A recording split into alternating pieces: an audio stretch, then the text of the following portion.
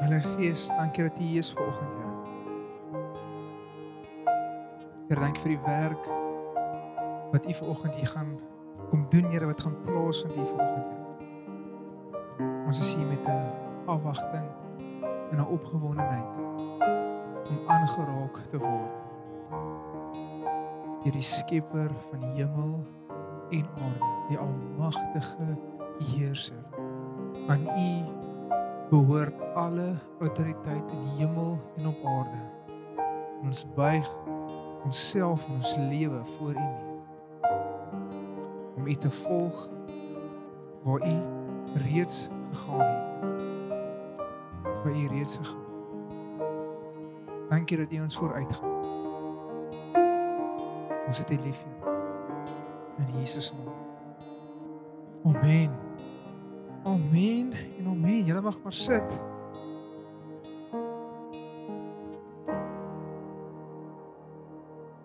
Terwyl ek agter gestaan het en gebid het, en ek het uiteindelik al ervaar toe sommer die diensspan gebid het.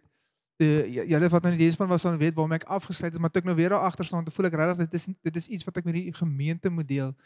En ons almal ken die storie waar Jesus die storm stil gemaak het, né? Dit is 'n baie bekende storie. Hulle is op die see, Jesus het nie geweet die storm is op pad, en hy sê vir hulle gaan in die boot vaar oor, en die storm oorweldig die disippels heeltemal. Jesus lê in slaap op 'n kussing, en hulle maak hom wakker en sê, Here, gee U nie om dat ons besig is om te vergaan nie. En hy staan op en hy maak die storm stil, en hulle sê vir mekaar, wie is hy dat selfs die winde en die see na hom luister? Nou ek wil vir jou vanoggend die volgende sê, jy dien 'n God. Wie is hy dat selfs die winde en die see na hom luister? Hy is almagtig, hy is God, hy word nie geïntimideer deur wat ook al jou storms is nie. Partykeer gaan nie jou storm wegvat.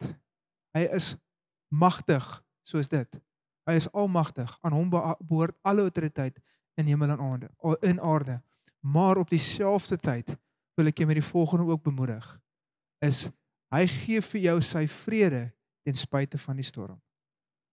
Partykeer gaan die storm nie noodwendig weggaan nie, maar daar's 'n vrede nie in onsself nie, in ons eie vermoë nie, maar hy gee om en hy sal nie dat jy vergaan nie, maar ons gaan partykeer almal van ons gaan partykeer oor in bietjie paniek. En Here gee U nie om dat ons vergaan nie. Ek wil vir jou sê, hy kan die storm stilmaak, maar selfs al gaan die storm nie noodwendig weg nie, is hy meer as in staat om jou te onderhou.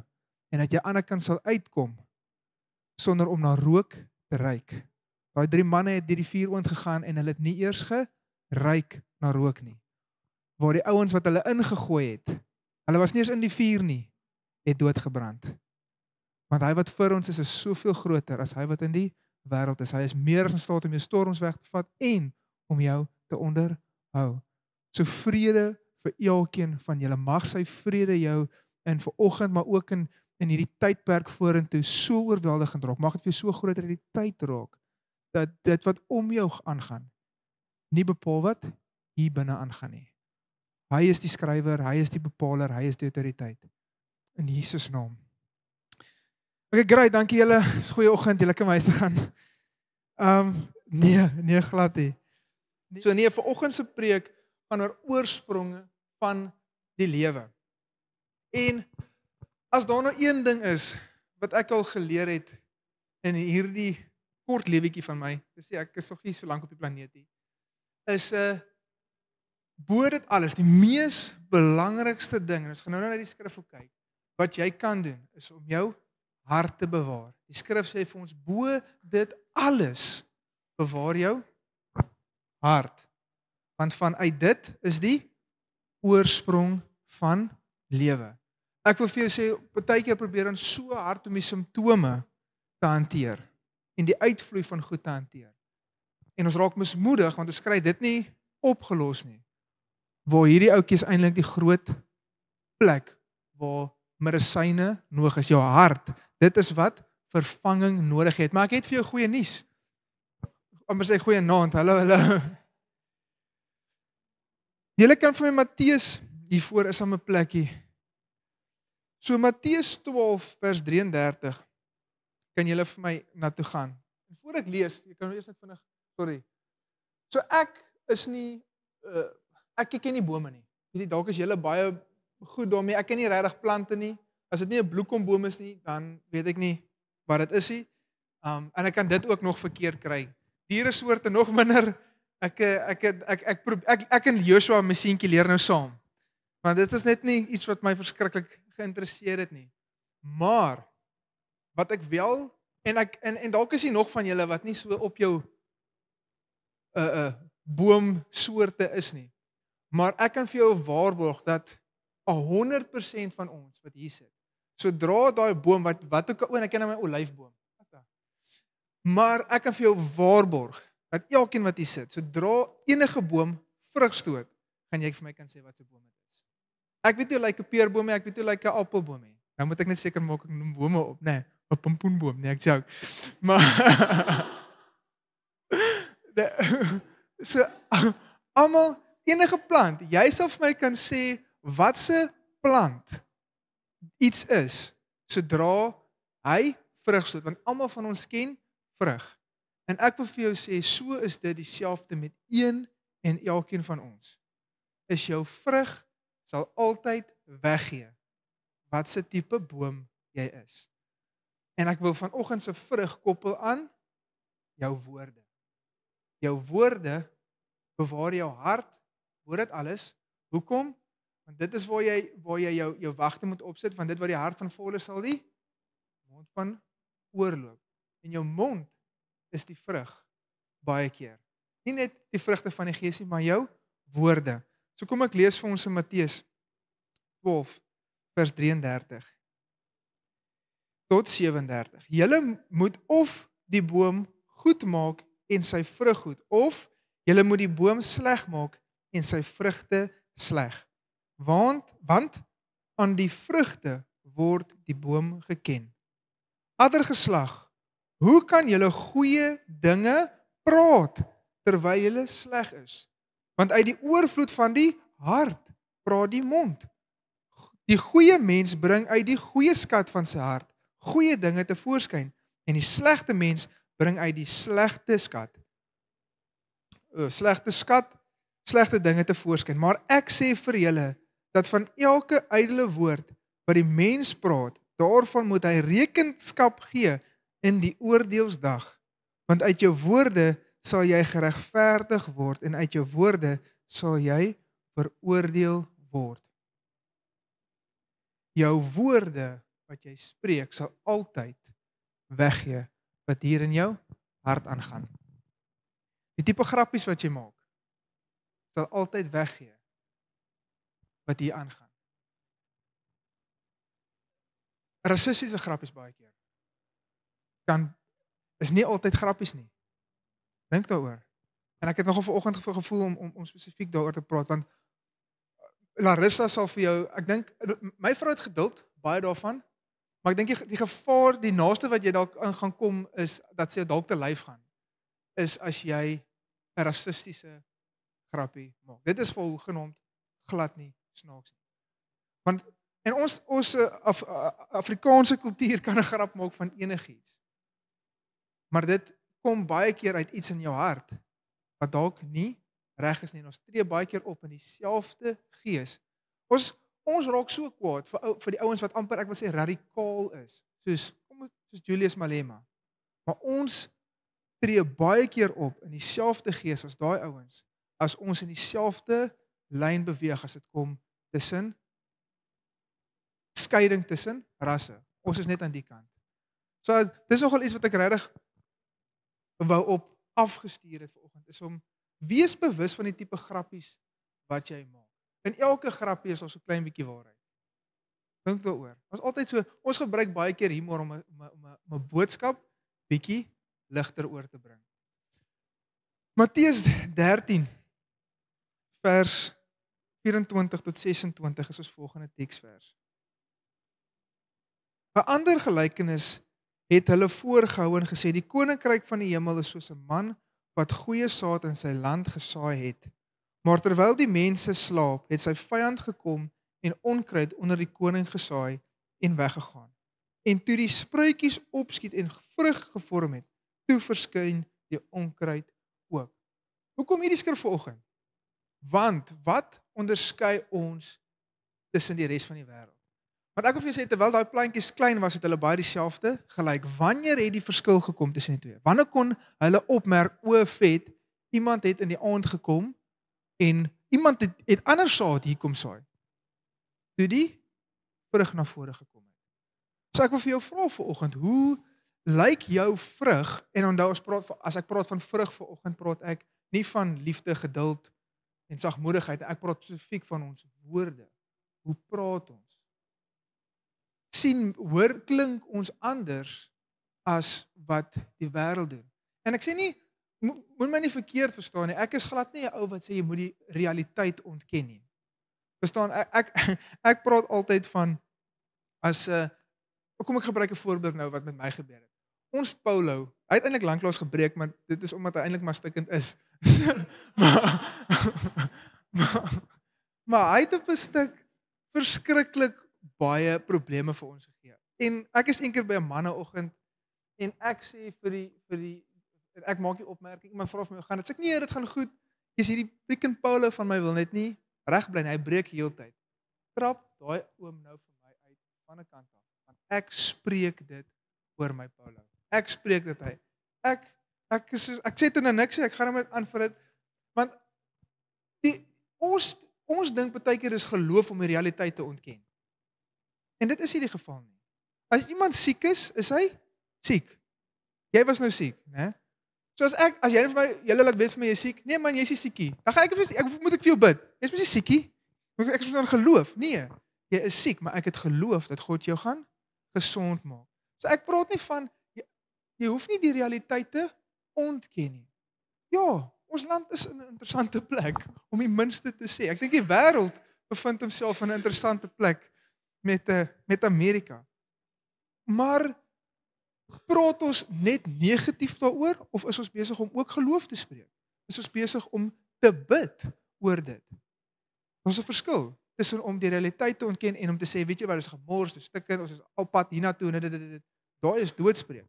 Maar yes, hierdie is waar ons is, maar kom ons bid, kom ons trek som, kom ons spreek lewe hieroor. Want wat as jy so spreek, sê dis my wat hier aangaan.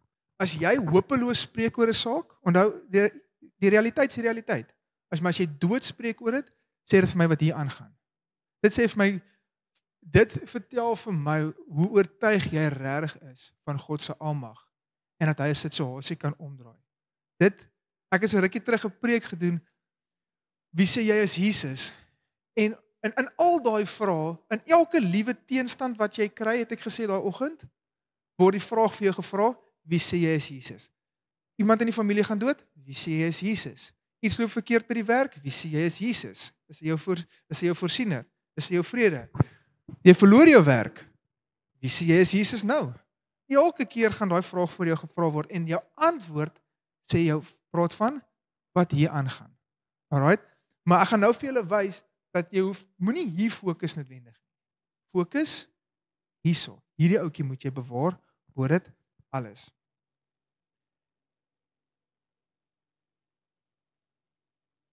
Kan jy sien dat, verstaan julle die koneksie tussen vrug in jou woorde en dat dit weggee wat in jou hart aangaan? Amen? Julle is by met dit. Dis nie op die bord nie, maar ek wil die volgende vir julle lees. Dis in Efesiërs 4. Dis een wat ek gesê het eerder gaan quote, maar ek gaan dit sommer lees. Efesiërs 4 vers 29. Ek het vir eerder gesê hy moet op die bord sit, nie? So dis hoekom dit daar is nie. Laat daar geen vuil woord uit julle mond uitgaan nie. So dis nou great, okay? Dan moenie vuil woorde uit jou mond uitgaan nie. Maar hoor die opdrag van watse tipe woorde wel uit jou mond uit moet gaan. Want ek dink ons is baie goed daarin. Ek dink ons oor die algemeen as Christene is verskriklik goed daarin om te sê moenie dit nie, maar wat moet ons doen? Ek dink daar is belangrik dat ons baie keer daarna kyk, hoe moet ons onsself aanbied? Waarna mik ons? Maar dit is nie genoeg om net te sê moenie iets doen nie. Wat moet jy doen? Want onthou ons moet die talente gebruik, ons moet dit nie net begrawe nie. Maar net 'n woord wat goed is vir die nodige stigting, sodat die genade kan gee aan die wat dit hoor. So is dit toe, as ek praat van julle, praat ek van my, ek is deel van hierdie prentjie. Dis vir hierdie week julle, ek was getoets op soveel vlakke. Dis is gewoonlik wanneer jy preek, dan word jy net so 'n ou laas, net so vinnige vuurdoop rondom my hart en hoe ek spreek oor sekere situasies. As mense jou woorde hoor hulle genade. Word hulle gestig deur dit wat jy met hulle spreek. Ek sal nooit vergeet nie. En dit was een keer dit het eers begin in Koemboeke. Dit is eintlik 'n baie lang storie in Koemboeke wat 'n ou stry met sy meisie oor vertalings van die goed en ek het gedog ek gaan nie betrokke raak nie, want dit gaan net 'n publieke debat raak wat ek dink nie noodwendig goed gaan wees vir al die ander mense wat want jy wil nie oneenheid hê en dit is die volgende ding waar ek gaan preek waar ek baie sterk is eenheid. So nou loop ek met in my hart met daai ding, hierdie hele ding, moes ek iets gedoen het, hoe hanteer jy hierdie? En ek gaan met dit Malawi toe en toe kom ek in Malawi en daar's 'n Jehovah getuie. Jy loop so tussen die jy was nou ook daar gewees, jy was al daar gewees, ek dink 'n hele paar van julle was al in Malawi gewees. Jy stap nogal baie en dis ongerep. Dis hier en daar 'n huis, paar huisies bymekaar. En die een is so mooi op 'n berg en hy sit 'n Jehovah getuie en nou begin hy met my in 'n debat rondom geloof te betree. En ek sien hier so twee jong mannetjies en hulle luister geweldig aandagtig na wat ons praat. En nou is ek soos, okay, hier is ek nou in 'n debat betrokke. Hoe gaan ek nou hierdie doen? Soos hoe gaan ek met hierdie ou so 'n gesprek hê dat hierdie ouens nie dink, dis net nog twee Christene wat beklei met mekaar nie. Julle, dis een van die grootste aanvalle wat die duiwel het, is eenheid. Maar dit is nie vir oggend se preek nie. Geseënd is hulle wat vredemakers is. So, nou sien ek hierdie twee ouetjies en ek is soos, Here, nou moet jy vir my baie wysheid gee, want jy kan baie maklik weggevoer raak in 'n debat en nee, daai is verkeerd, nee, jy's daar. En jy weet nie noodwendig hoe hulle dit aanvaar nie. En ek is heeltyd net in gebed terwyl ek met hierdie ou praat, want ek het al met 'n paar Jehovah getuies gepraat en van hulle is lekker arrogant, moenie 'n fout maak nie. Kyk langs met hierdie venster as jy nie die deur oopmaak nie. Nee, ek grap. Hulle doen nie regtig dit nie. Maar Jehovah getuies op daai noot, ek het dit dink ek laas keer ook gesê, hulle glo nie dat Jesus God is nie. Jehovah getuies is nie Christene nie.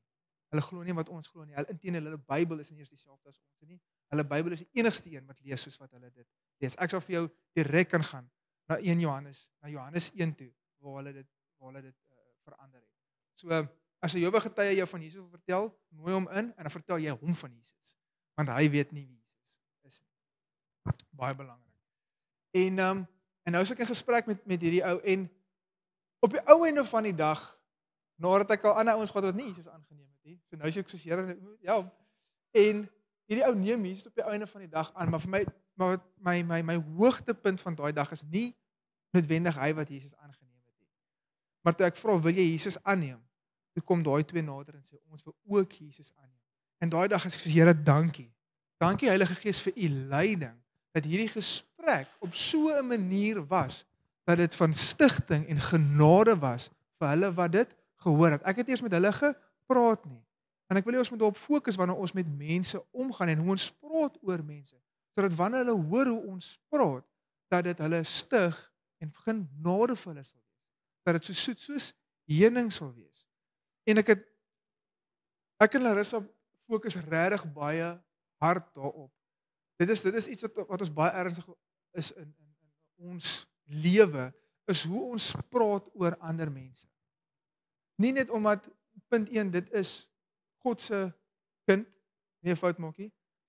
En ons maak ons skuur en skaaf, maak ons braaf en ons raak maar partykeer bietjie ongelukkig met mekaar, maar selfs dan is Here, ek gaan nie nou kla nie, want dis u kind, help my om okay te wees ten spyte van hierdie hele situasie.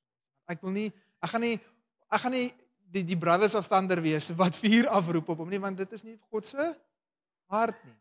En die volgende ding wat baie belangrik is hoe jy praat van mense is, ek wil vir jou sê is, Ek let deesdae baie op hoe mense van ander praat. En weet jy wat is, hoekom doen ek dit?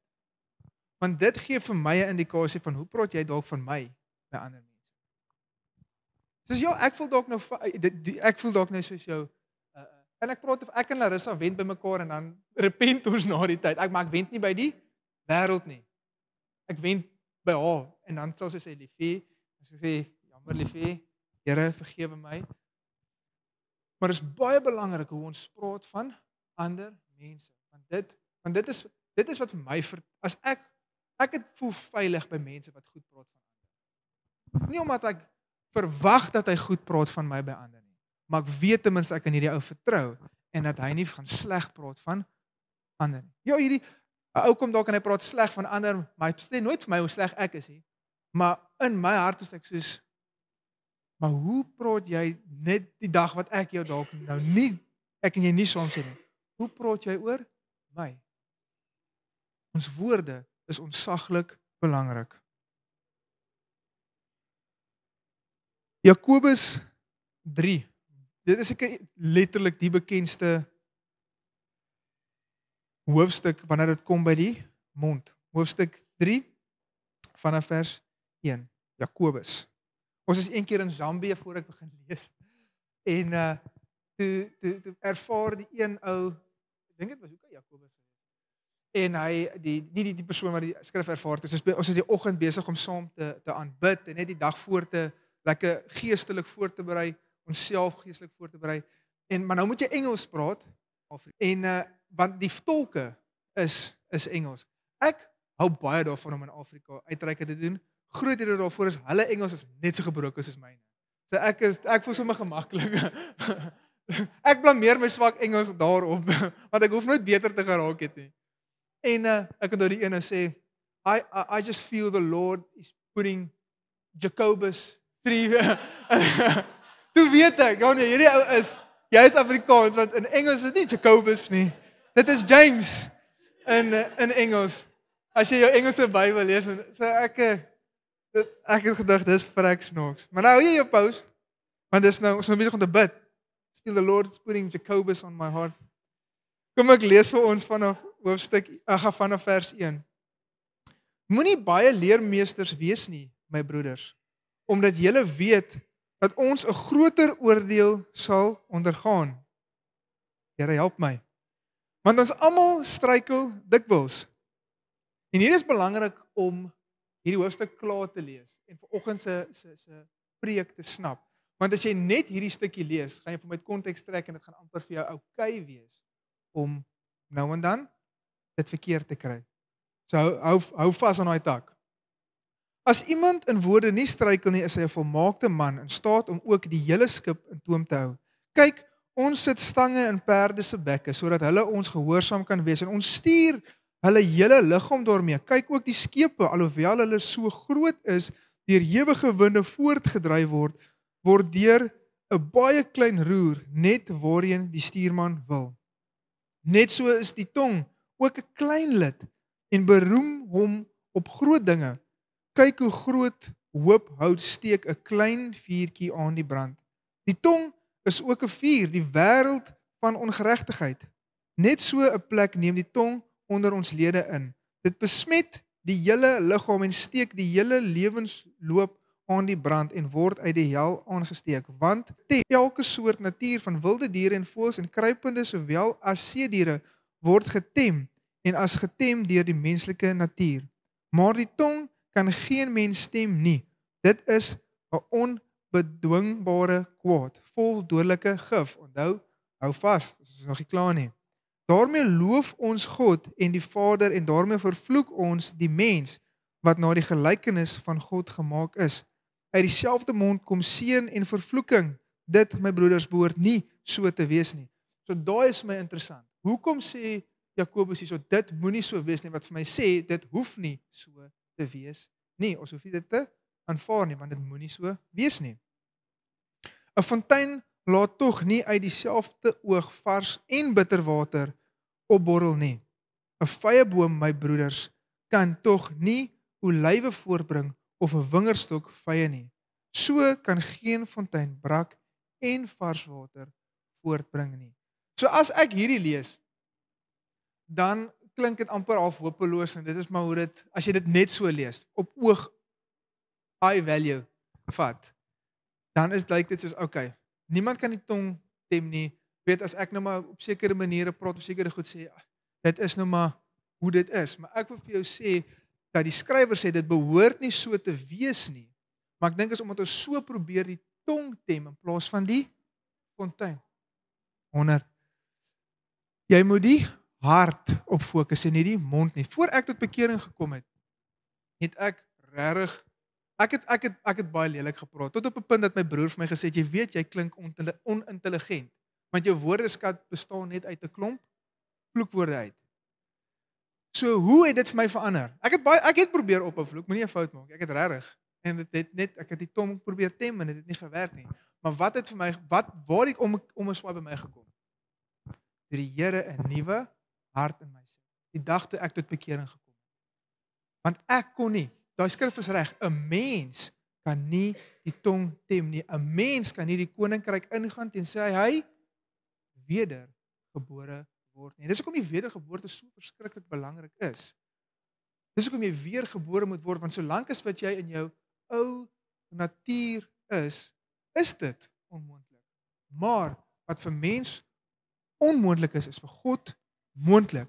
En wanneer ons hom aanneem, ons word weergebore, sien ons in Jesegiel doen hy wat met ons harte? Hy sit vir ons 'n nuwe hart in. En ewe skielik lyk wat hier uitkom anders, want hierdie ouetjie lyk anders. Amen. Verstaan julle wat ek sê vanoggend? Fokus wat op jou hart, by jou mond uitgaan. Dit is nie iets wat jy net laks oor raak nie. Maar ek wil vir jou sê, fokus nog meer. Bo dit alles. Here, hoekom sê ek hierdie goed? Waarvan kom hierdie woorde wat ek sê? Wat gaan in my hart aan? Kom openbaar my hart aan my. En skep in my 'n nuwe hart. Geef vir my 'n nuwe fontein. Maak my 'n nuwe boom, want op hierdie oomblik dra ek net dorings, maar ek wil u vrug dra. Skep in my 'n nuwe hart. En hy doen dit. Hy doen dit. Ek wil vir jou sê, jy voel dalk vanoggend, Jesus, Hendriko, my hart is stikkend, my hart is gebroken, jy verstaan nie hoeveel keer, wat het al met my gebeur het, jy verstaan nie wat die lewe al uitgedeel het teenoor my nie, jy verstaan nie hoeveel houe en aanslag ek al gekry het nie.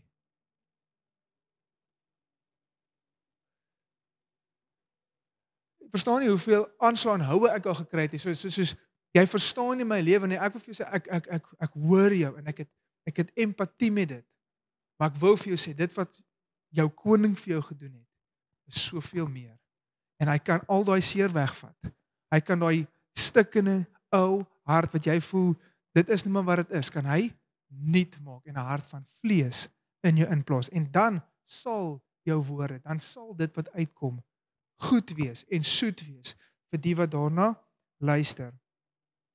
Spreuke 4 vers 23. Bewaak jou hart meer as alles, want wat bewaar moet word, want daaruit sal die oorspronge van die lewe, daaruit is die oorspronge van die lewe, en dan ook in Jesegiel 36 vers 26, en ek sal julle 'n nuwe hart gee, en 'n nuwe gees in julle binneste gee, dis die Heilige Gees, en ek sal die hart van klip uit julle vlees wegneem, en julle 'n hart van vlees gee. So ek gaan aan die einde, tydens aanbidding, net voor aanbidding, voor ek eers julle oproep, wil ek regtig 'n geleentheid gee, dat, en jy sit nie noodwendig vanoggend hier met 'n hart van klip nie, maar daar's dalk plek in jou hart waar jy al seer kry toegelaat het, waar jy, in Johannes praat van, moenie die duiwel trapplek gee in jou hart nie, waar jy dalk al aanstoot kom. Mense is lelik met mekaar partykeer, maar ek wil die volgende vir jou sê, jou hart, jou verantwoordelikheid. Dis seer, en ek sê nie dis moet lekker wees nie, maar jy het die keuse, wat se plek jy dit gee in jou lewe. Gaan daai aanslag, gaan daai accusation, wat daai persoon teenoor jou maak, gaan jy dit trapplek gee? Of gaan jy dit weerstaan en jou hart bewaak? Houe gaan kom. Ek wil ongelukkig vir jou sê, Jesus sê, ek vat julle uit hierdie wêreld, inteendeel, dis my so interessant, ek het gevoel hierdie week om Jesus se gebed te lees, Johannes 17, is regtig amazing, gaan lees het. En hy sê, ek bid nie, dat die aanslag ophou nie. Dis is wat? Jesus?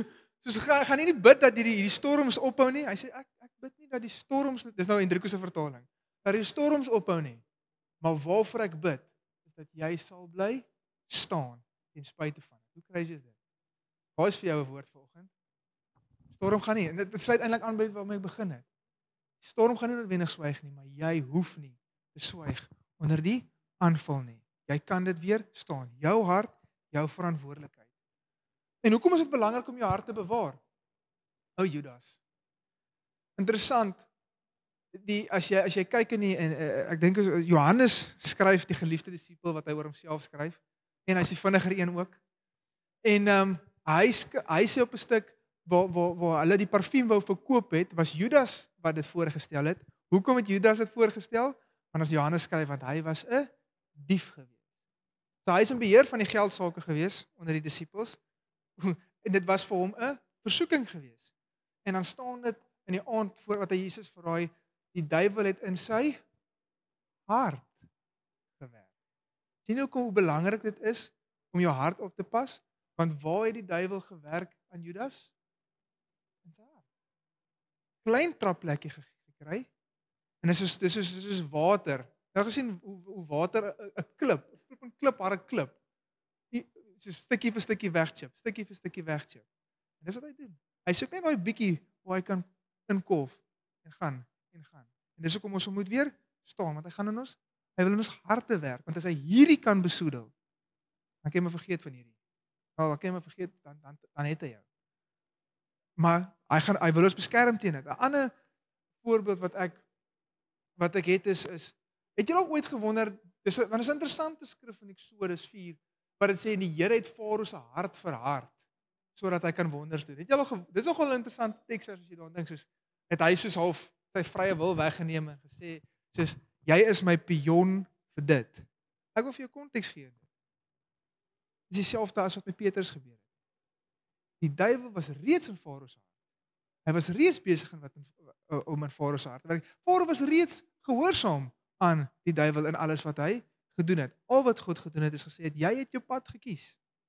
Hy het nie sy vrye wil weggevat nie. Hy het hom gesê, weet jy Farao, jy het nou gekies. Hy het hom oorgegee. Soos wat in Romeine sien ons dit ook. Gaan lees in Romeine 1. Hy het hom oorgegee aan die begeertes van sy hart. En dis hoekom ons hart moet oppas. Dat ons nie aanhou die Here soek nie. Ons moet hom soek, bely, gee jou hart elke dag vir hom as jy moet. Hoekom jou hart? Want is jou lewe. En dan die laaste, julle kan so lank vorentoe kom, is Josef. Nou Josef, ons almal ken vir Josef, jas met die baie klere, en hy is 'n ou wat sy hart moes bewaar het, as jy mooi daaroor dink. Hy is geliefd deur sy pa, inteendeel, sy pa se gunsteling. In Genesis kan jy gaan lees daarvan.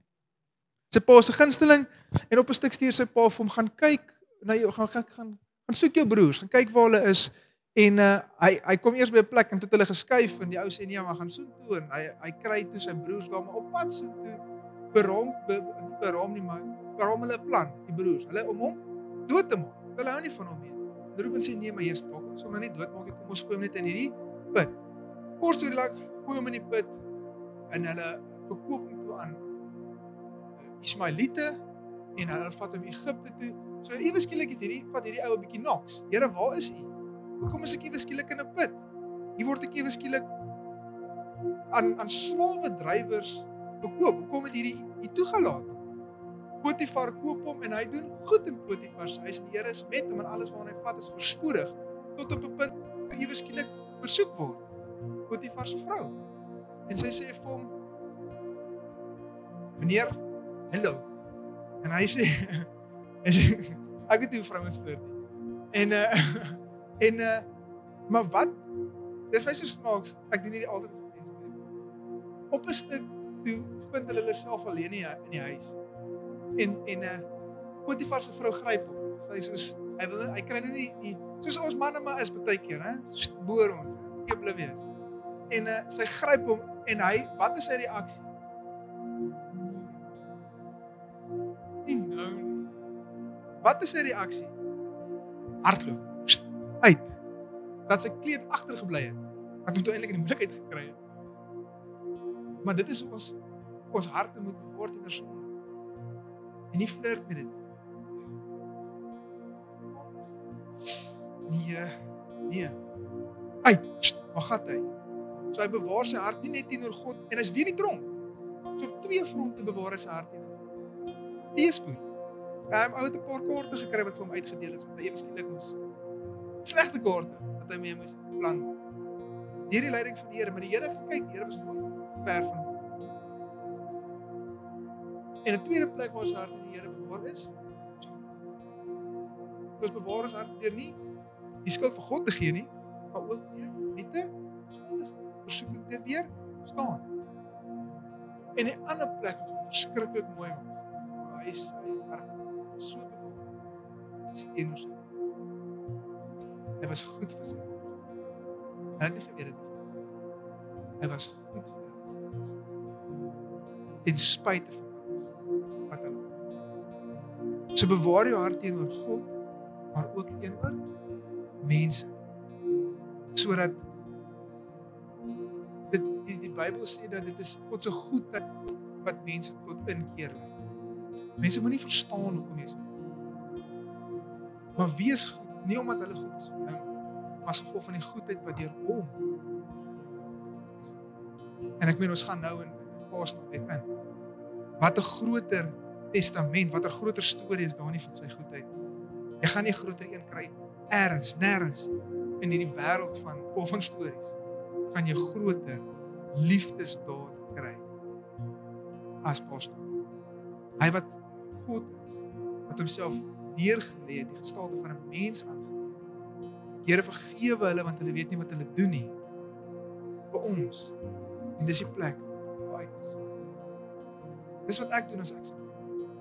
As ek sukkel, as teerstand kom, as mense teen my kom, dis wat ek gaan. As ek gaan kruis toe en opstanding. Dis belangrik. Dis 'n hele stuk. As ek gaan soontoe. Ek gaan mediteer op dit wat hy aan my en vir my gaan. Meer as wat ek mediteer as dit wat teen my kom. Ek mediteer op sy grootheid en sy goedheid en nie net die getuienisse wat ek hier in lees nie, maar my eie lewe gesien het, van my deurgekom, my beskerm het, my gesin. En hy daai plek uit, my mure op, en beskerm met my hart. David was ek nogal goed daar, om sy hart. Is, Saul gaan in die grot in, ek het altyd as kind gedink, hy het gaan slaap in die grot. Hy het nie gaan slaap in die grot nie, hy het badkamer toe gegaan in die grot. David moes verskriklik sag gewees. Ek het nou nie geweet het. Want sy manne, nou Saul wil hom dood. Saul se intensies is nie, ek wil jou reputasie vernietig nie, ek wil jou lewe beëindig. En wat doen hy? Hy beskadig nie 'n haar op sy.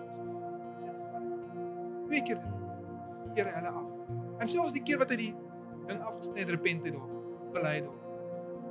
Want hy het sy hart nie toegelaat dat sy hart besoek deur ander is. My hart, my verantwoordelikheid. So kom ons sit. Ek wil julle moet eers net sit. Soos hulle speel, wil ek regtig hier sien soos 'n operasietafel voor jou. En jou geestelike groei gaan net so ver gaan soos jy eerlik is met jouself. Laat die Heilige Gees toe om in hierdie oggend jou hart vir jou te wys. En vir jou te wys, waar is die seerplek waar jy genees oor het, hy wil dit genees. Of jy sê, God is nie meer kwaad, dis wil nie vingerstik nie, maar hy wil jou genees. God is 'n genadige God, maar hy sê, gaan nie en sondig nie weer nie. Hy wil jou verander, hy wil jou nie hou so wat jy is nie. Hy lief ons tot verandering, hy lief jou nie ten spyte van. Hy lief ons tot verandering. Ja, Here, soos ons by U sit, bid ek dat U elkeen van ons hart sal openbaar. Here, waarop dui ons vrug? Waar dra ons slegte vrug? Ons genesing. Jesus.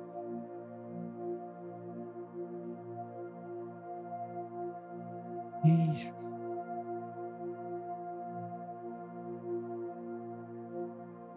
Ek wil sommer net vra dat jy agter my aan sal bid en almal van julle. Here Jesus, U is God. U is my God. Jesus, kom genees my. Skep in my 'n rein hart waar dit nodig is. In Jesus. Heilig, heilig, heilig is U, o God. Here, dankie dat U vir ons lewe en 'n lewe in vol gee. Dat U in ons hart, U in ons 'n nuwe hart en U Gees plaas. Dankie vir U Gees. U het ons nie as wees kinders gelos nie, maar U het Hom gestuur wat Nessie is, Heilige Gees. Dankie dat U ons bekragtig, dat U ons lei en lei ons in hierdie dag en in hierdie week wat voor ons lê. Here, ek seën elke persoon hier voor. Here, mag dit goed gaan vir hulle hierdie week. En mag hulle weet Here, mag hulle so bewus wees van U teenwoordigheid in alles. Amen. Amen. Hy het ook amen. Julle gehoor? Amen, sê hy. Amen. Julle moet 'n baie lekker dag hê. Seën vir julle. Vanaand is 'n aanddiens. Ek hoop om julle hier te sien. Dit gaan 'n profetiese voete was diens wees. Wat gaan ek doen? Ek gaan jou voete was, ek en Erich. En so as jy nie Erich spot, het so gespot, ons gaan 'n naalknipper hier voor hê vir die wat se naels dalk lank is. En hoor net klik so tussen die nee, ek joke. Maar ek wil jou voete was, ek en Erich, en dan wil ons profeteer oor jou, 'n nou woord. Wat sê die Here? Nou, en dan gaan ons ook nagmaal daar agter hê. En so dit gaan aanbidding wees, daar gaan 'n korter preek wees, maar dan sit net 'n plek regtig om saam te sit, saam te bid, te profeteer en nagmaal saam te gebruik as 'n familie. So dis dan vanaand se diens, baie opgewonde oor dit. Ek hoop om baie van julle te sien vanaand. Alright, julle moet 'n mooi dag hê. Sien julle, bye.